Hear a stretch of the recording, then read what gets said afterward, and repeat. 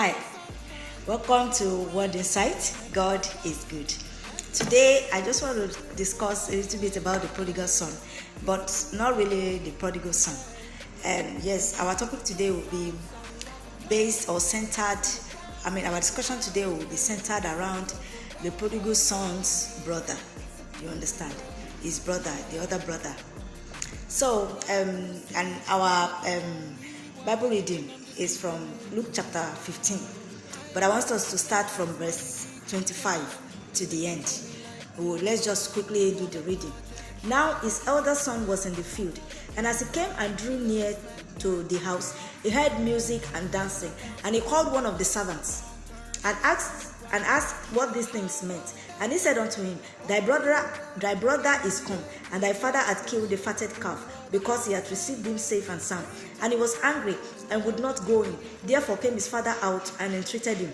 And he answered said to his father, Lo, this many years do I serve thee, neither transgressed I at any time thy commandment, and yet thou never gavest me a kid, that I might make merry with my friends. But as soon as this thy son was come, which hath devoured thy living with harlots, thou hast killed for him the fatted calf. And he said unto him, Son, thou art ever with me, and all that I have is thine. It was meet that we should make merry and be glad. For this thy brother was dead, and is alive again, and was lost, and is found. So, yes, like we read, but if we are going to start from the beginning, it is about the story of the prodigal son who just, there was a man, he had two sons. Now, the younger son just suddenly woke up one day and decided that he had had enough of his father. He didn't want to serve his father anymore. He didn't want to be with his father anymore. He felt that he was old enough to be a man of his own. And instead of him to just walk out and go and make his own money, he still went to the father and told the father to give him his inheritance.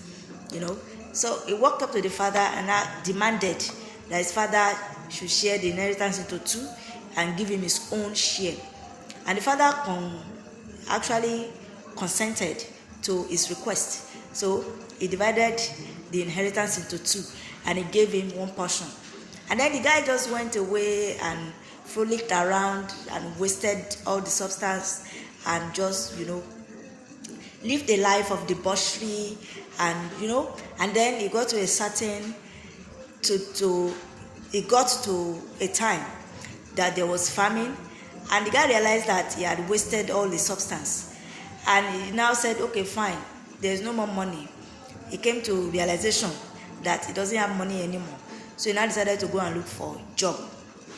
So he went and looked for a job, but the kind of job he got, because he was not able to invest in himself and improve upon himself. While he had the money was supposed to invest in himself or even use it to do business. He was just wasting it. So after wasting all his money, all his inheritance, he now decided that, okay, he needed a job. Let me go and get a job. Maybe he thought that it was that easy to get a job.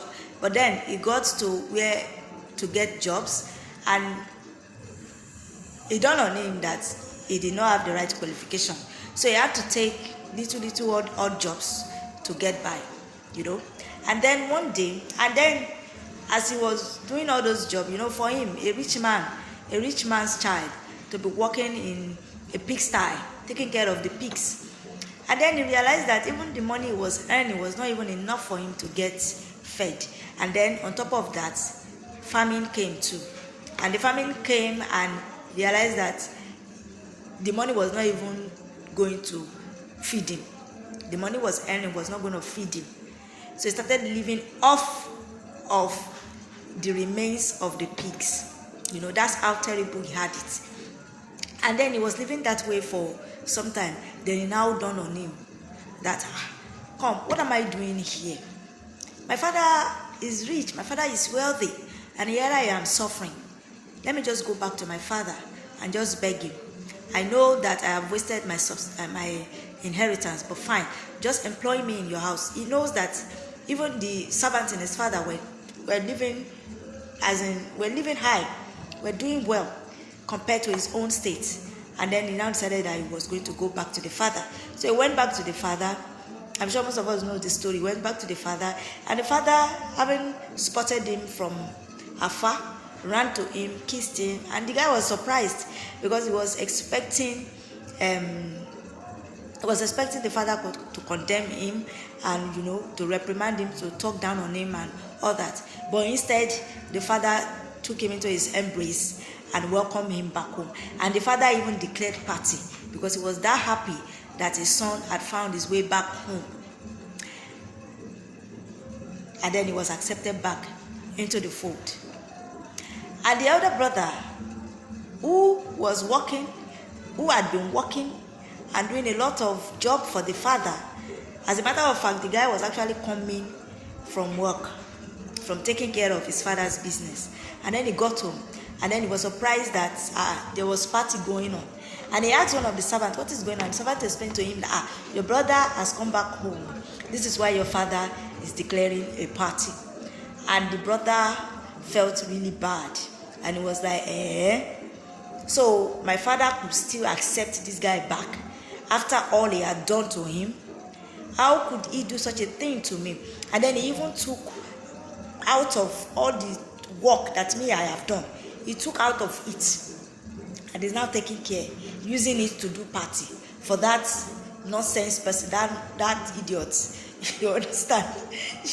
How really bad he felt. And he would not. Then he just went and stood aside, just observing. Then the father noticed him and went to him and was like, what happened? And then he told the father that I'm highly disappointed in you. How could you do this to me? I have been with you all this time, and I never even demanded any inheritance from you. And I was so happy just to be by your side, just to work for you, to do to make sure that your business is doing fine. And there was never a day that you thought that I deserved to be given or to be given any reward by declaring party or celebrating me. There was never a day that you celebrated me. And then this child of yours that rubbished you, that took your inheritance, wasted it, lived a life of debauchery, never cared whether you were thinking about him or not, suddenly came after wasting his inheritance, and you just accepted him and you have declared a party. Who does that? That's not fair. That means you are not a fair God. You are not a fair father. You are this, you are that. And the father looked at him and said, don't you get it? All that I have is yours. Anytime you want, you could have declared party, and I wouldn't have said anything against it. Don't you realize your brother was lost and now he is back home? That is the testimony. Now, I want us to look at that particular verse very well, where the father was addressing the elder brother. He said, son, thou art ever with me, and all that I have is thine. How many of us, as children of God, are living a life of, just working and working and working without realizing that all that God has, all the abundance of this earth, is ours for the taking? How many of us? Jesus Christ said he came that we might have life and have it more abundantly. It is not a suggestion. The father told him, you are ever with me. All that I have is thine. You could have declared surplus anytime you wanted. You could have decided that you want to be doing party every day. I wouldn't have opposed it, because everything that is mine is yours. Do you get it? We have the abundant life of Christ. As Christians, as children of God, we are not supposed to lack. We should not even be waiting on God. And there are some prayers that we should not be praying, because God has already done it. We'll continue this message next time. Thank you, and have a nice day. Bye.